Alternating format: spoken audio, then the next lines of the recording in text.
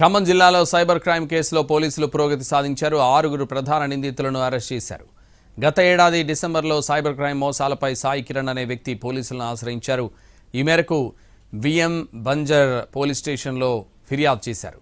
పోలీసుల విచారణలో 547 కోట్ల రూపాయలను కొల్లగొట్టినట్లు నిర్ధారించారు. 6 ప్రధాన నిందితులను సత్తుపల్లి, కల్లూరు, వేంసూరు మండలానికి చెందినవారు. నిందితులకు తమ బ్యాంక్ అకౌంట్లను ఇచ్చి సహకరించిన మరో 17 మందిపై కేసులు నమోదు చేశారు పోలీసులు. అంతర్జాతీయ సైబర్ క్రైమ్ నేరస్తులతో జతకట్టి కాల్ సెంటర్లు నిర్వహిస్తూ సైబర్ క్రైమ్లకు పాల్పడ్డారు ఈ నిందితులు. మ్యాట్రిమోనీ, రివార్డ్ పాయింట్లు, గేమింగ్, బెట్టింగ్, షేర్ మార్కెట్లో పెట్టుబడులు, క్రిప్టో కరెన్సీ ట్రేడింగ్ పేరుతో మోసాలకు పాల్పడ్డారు. పలు రాష్ట్రాల్లో నేరస్తుల బ్యాంక్ అకౌంట్లపై దేశవ్యాప్తంగా వందల సంఖ్యలో సైబర్ క్రైమ్ ఫిర్యాదులు వచ్చాయి.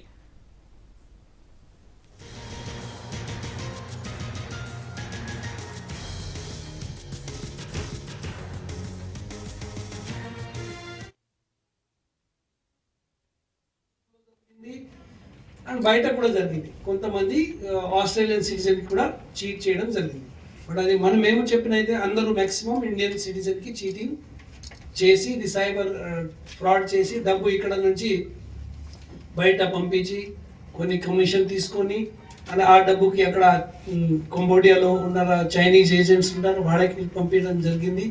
తర్వాత సేమ్ డబ్బుకి విత్డ్రా చేయడం జరిగింది, లేకపోతే ట్రాన్స్ఫర్ చేయడం జరిగింది. కొన్ని డాలర్లో కన్వర్ట్ చేసింది, కొన్ని అయితే క్రిప్టో కరెన్సీ ద్వారా మళ్ళీ ట్రేడింగ్ చేసి కన్వర్ట్ చేయడం జరిగింది.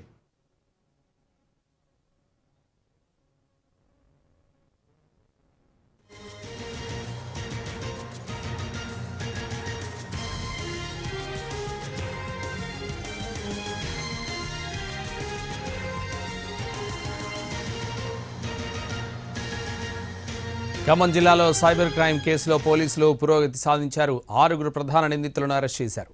గత ఏడాది డిసెంబర్లో సైబర్ క్రైమ్ మోసాలపై సాయి కిరణ్ అనే వ్యక్తి పోలీసులను ఆశ్రయించారు. ఈ మేరకు విఎం బంజర్ పోలీస్ స్టేషన్లో ఫిర్యాదు చేశారు. పోలీసుల విచారణలో 547 కోట్ల రూపాయలను కొల్లగొట్టినట్లు నిర్ధారించారు. 6 ప్రధాన నిందితులు సత్తుపల్లి, కల్లూరు, వేంసూరు మండలానికి చెందినవారు. నిందితులకు తమ బ్యాంక్ అకౌంట్లను ఇచ్చి సహకరించిన మరో 17 మందిపై కేసులు నమోదు చేశారు పోలీసులు. అంతర్జాతీయ సైబర్ క్రైమ్ నేరస్తులతో జతకట్టి కాల్ సెంటర్లు నిర్వహిస్తూ సైబర్ క్రైమ్లకు పాల్పడ్డారు ఈ నిందితులు. ఇదే విషయానికి సంబంధించి మరింత సమాచారం మా ప్రతినిధి భూపాల్ అందిస్తారు. భూపాల్, సత్తపల్లి ప్రాంతానికి సంబంధించి అంటే సత్తపల్లి, కల్లూరు, వేంసూరు ఈ 3 మండలాలకు సంబంధించి కొంతమంది వ్యక్తులు ఇటు విదేశాలకు వెళ్తారు. వెళ్ళిన తర్వాత అక్కడి నుంచి మళ్ళీ కొన్ని అవకాశాలను సద్వినియోగం చేసుకొని కొన్ని ఫేక్ అకౌంట్లు సృష్టిస్తారు. అయితే అలా ఫేక్ అకౌంట్లు సృష్టించిన వాళ్ళు ఎక్కువ మంది సత్తపల్లి ప్రాంతానికి చెందిన వాళ్ళు ఉన్నారు.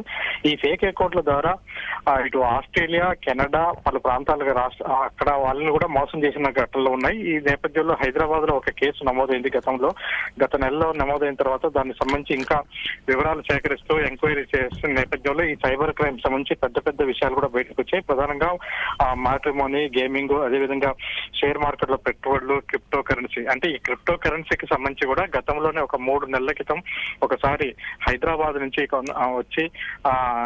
వచ్చి సత్తుపల్లి ప్రాంతానికి వచ్చి విచారణ చేశారు. అయితే ఆ విచారణ చేసిన తర్వాత దాన్ని చాలా గోప్యంగా, చాలా రహస్యంగా కూడా ఉంచడం జరిగింది. దీనికి సంబంధించి ఎవరు ఏం చేస్తున్నారనే విషయం కూడా వెలుగులోకి రాకుండా చాలా జాగ్రత్త పడ్డారు. అయితే దీనికి సంబంధించి ఆ తర్వాత హైదరాబాద్ లో కూడా ఒక ఫిర్యాదు రావడంతో ఆ తర్వాత సైబర్ క్రైమ్ కి ఈ కేసుని తరలించడం జరిగింది. దీనికి సంబంధించి మొత్తం అంటే 17 మంది పైన కేసులు నమోదు చేశారు. దీనికి సంబంధించి 6 వ్యక్తుల్ని, కీలకమైన వ్యక్తులను కూడా పోలీసులు అదుపులోకి తీసుకున్నారు. కొద్దిసేపటి క్రితం సిపి సునీల్ దత్ వీళ్ళందరి అరెస్ట్ కూడా చూపించడం జరిగింది. ఎవరెవరైతే అరెస్ట్ చేశారో వాళ్ళందరూ కూడా చూపించడం జరిగింది.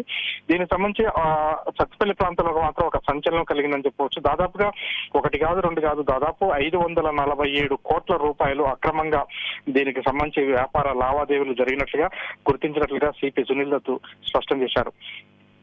Santosh. Right, thank you Bhupal.